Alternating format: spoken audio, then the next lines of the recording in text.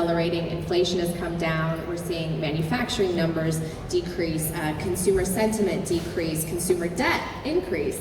Can you give us a take as all of this sort of intensifies and accelerates? Are we going to have a pretty severe recession? I think because this is so centralized, that really comes down to a handful of decisions by policymakers. And right now, of course, they're in this decision point where they're favoring economic contraction, risking a hard landing, to try to get inflation under control. So if they were to decide politically that it's less bad to have inflation run hot for a period of time, they might be able to engineer a soft landing, but the cost would be higher inflation. So that's kind of the trade-off, and we have to see what they want to do. And in a very centralized system like that, it really kind of comes down to a handful of people, the Fed, Treasury, and things like that. To the extent that we have a soft landing, in some ways it's for bad reasons, because we have very, very large fiscal deficits.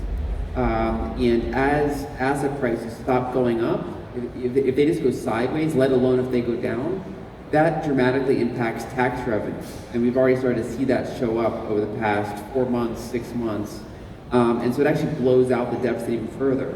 So even before any sort of official recession, we're currently running at something like a $2 trillion annualized deficit, which is like a mid to high single-digit percentage of GDP, which is very high by non-recession, non-COVID crisis standards. You know, we only really exceeded that in a couple years.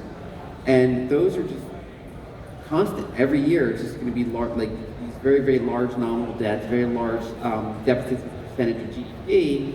And in some ways, that does soften an economic impact, but it comes at the cost of that is a source of money creation going into the economy.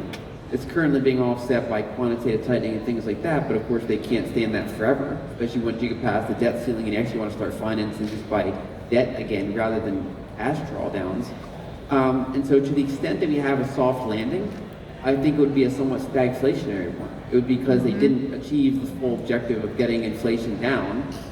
And so I think these two trade-offs, I don't really see a period where we just have smooth disinflationary growth, say this year. I think it's kind of that choice between hard landing and probably temporarily getting inflation pretty low, or inflation kind of keeps surprising to the upside, stays sticky, doesn't come down as fast as people think, but then the economy also kind of stays stronger for longer. And I think that's kind of that's what we've been in for the past quarter or two, where the economy stayed stronger than many people expected, but also inflation stayed hotter than many people expected.